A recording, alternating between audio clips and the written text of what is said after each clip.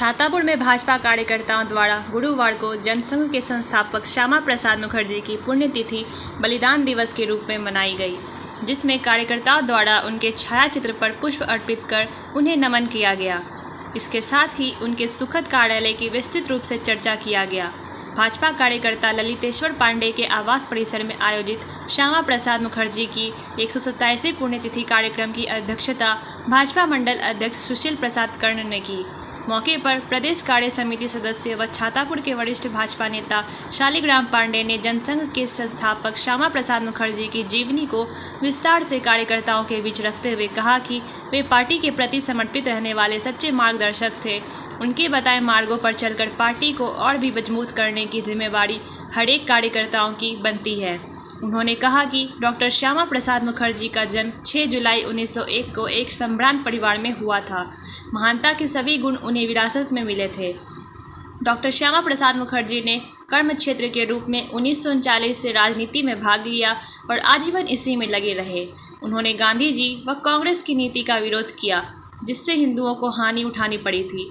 कहा कि अगस्त 1947 को स्वतंत्र भारत के प्रथम मंत्रिमंडल में एक गैर कांग्रेसी मंत्री के रूप में उन्होंने वित्त मंत्रालय का काम संभाला था।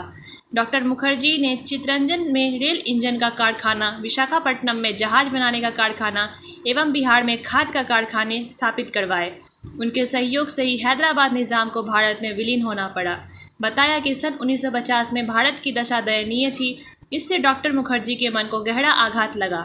उनसे यह देखा न गया और भारत सरकार की अहिंसावादी नीति के फलस्वरूप मंत्रिमंडल में से त्यागपत्र देकर संसद में विरोधी पक्ष की भूमिका का निर्वाह करने लगे। एक ही देश में 2 झंडे और 2 निशान भी उनको स्वीकार नहीं थे। अतः कश्मीर का भारत में विलय के लिए डॉक्टर मुखर्जी ने प्रयत्न प्रारंभ कर दिए। इसके लिए उन्होंने जम्मू की प्रजा परिषद पार्टी के साथ मिलकर आंदोलन छेड़ दिया। कहा कि अटल बिहारी वाजपेयी, तत्कालीन विदेश मंत्री वैद्य गुरुदत्त, डॉक्टर बर्मन और टेकचंद आदि को लेकर आपने 8 मई 1953 को जम्मू के लिए कूच किया।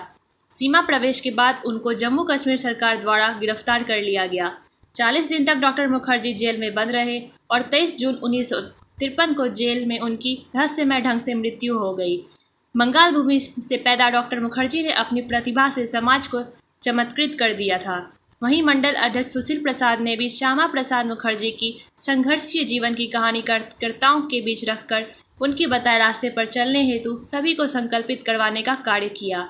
मौके पर मंडल उपाध्यक्ष ललितेश्वर पांडे, मंडल महामंत्री अरविंद राय, प्रखंड मीडिया प्रभारी राम टहल भगत, चंद्रदेव पासवान, पवन हजारी, जय नारायण शर्मा, सुधीर पाठक, शत्रुघ्न शर्मा, रोहित कुमार सिंह आदि समेत बड़ी संख्या में पार्टी कार्यकर्ता थे। जी के बलिदान दिवस है, इस पे क्या कहना चाहेंगे?